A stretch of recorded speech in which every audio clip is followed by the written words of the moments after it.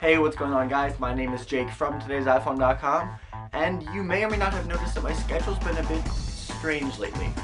I posted a video the week before Christmas, and I didn't post a video the week of Christmas because, it would have been on Christmas, and I was doing Christmassy things, and unfortunately I'm not going to be around next week because I'm going on vacation with my family, so I decided to post a video today. It's sort of like a in between, Christmas and vacation time, so I don't go like 2 full weeks without a video. And I know that this doesn't really make up, and I'm sorry, and I promise that my schedule will be back to normal after winter break. Anyway, without further ado, here's some cool stuff from last week and this week. Alright, first and foremost, the untethered jailbreak for iOS 5 devices that aren't the iPhone 4S or the iPad 2 has officially gone live. There are a couple ways to jailbreak your device untethered.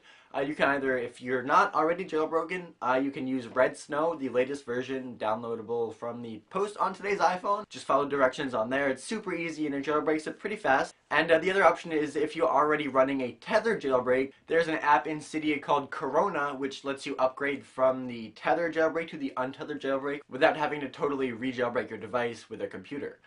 So that's nice. Keep in mind that if you did this yesterday or a couple days ago, whenever you're watching this video, Corona has been updated. There were some bugs with it, with downloading some certain applications, so that's all fixed now, so yay! Now keep in mind that I do have to warn you that jailbreaking can mess up your device. It can break your phone, it can break your Apple warranty, and Apple does not like when you jailbreak, even though it is technically legal now. So this video and the post on today's iPhone are for informational purposes only, so just keep that in mind. We're not responsible for anything that could happen to your device.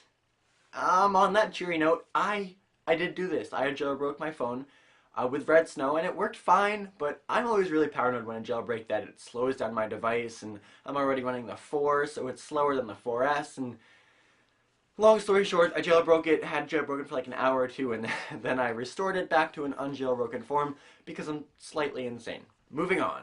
And we move on to next-gen iPhone rumors.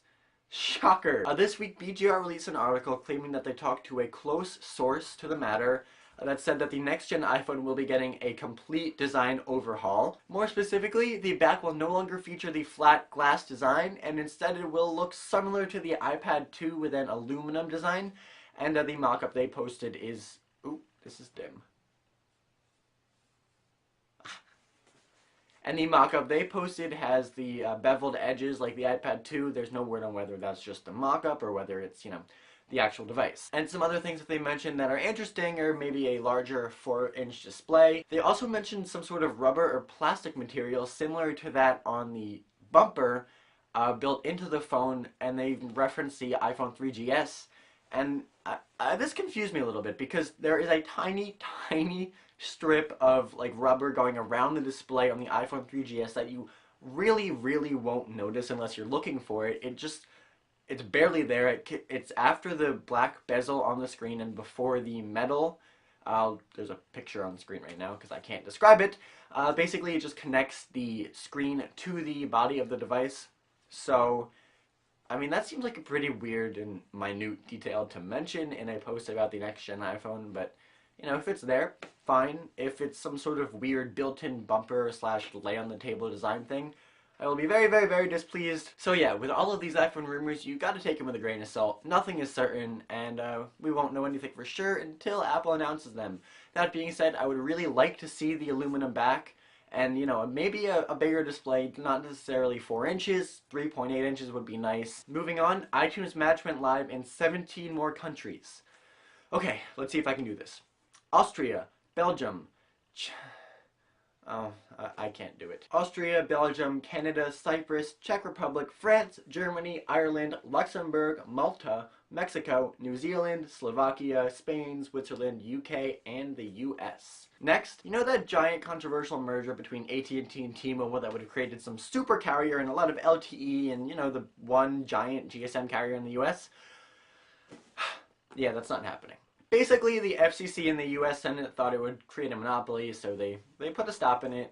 Obviously, the decision is going to be appealed, but, I mean, even if they do appeal it and they get their way, it's going to take years, probably. So, in the meantime, sit back, relax, and T-Mobile customers just hope that the iPhone comes to T-Mobile. Alright, and finally, last week I wrote an article asking some of you guys if you had to ditch all of your Apple products except one, which one would you save? I personally would save my iPhone 4. I don't really go anywhere without it, so that's the one I'm most attached to. In the comment section on the article, many of you said that you would save your iPhone as well. A couple said their laptops or maybe their iPads. But I'm just wondering what the rest of you feel like. So that is your question of the day. If you had to ditch every single Apple product you own except one, which one would you keep? I was also pretty happy to learn that I'm not the only weirdo out there who names their Apple products. Some of the comments were really funny. This is Justin, my laptop. This is Theodore, my iPad, and this is Quentin, my iPhone. And yes, I have a Hogwarts case on my phone. Wow, I could not be cooler. Okay, well that's it for last week and some of this week. Sorry the schedule's been all messed up. It will get back to normal eventually. And, you know, if you guys have any questions or comments about anything I talked about in this video, feel free to let me know in the comment section down below or hit me up on Twitter at @TIP_Jake. Don't forget that the links to all of these stories in this video are in the description down below. Thank you very much for watching, and if you haven't gotten enough of me just yet, please check out my personal YouTube channel at youtube.com/Flinro. That's in the description as well. Hope everyone had a great holiday, and I will see you in a week or two.